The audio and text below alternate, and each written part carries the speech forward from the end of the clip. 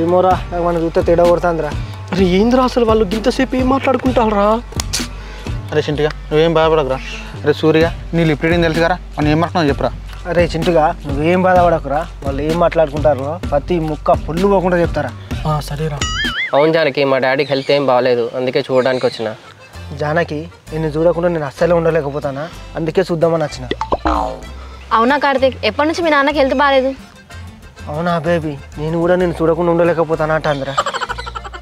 1 week అవుతుంది Janaki, medicine వాడుతుండే కానీ అస్సలకే తగ్గట్లేదు.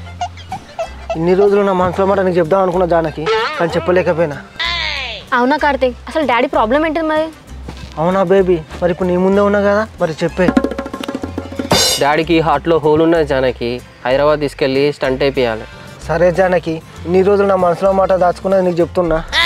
అవునా కార్తీక్, మరి ఎప్పుడు తీసుకెళ్తున్నావు డాడీని హైదరాబాద్కి? నీ మనసులో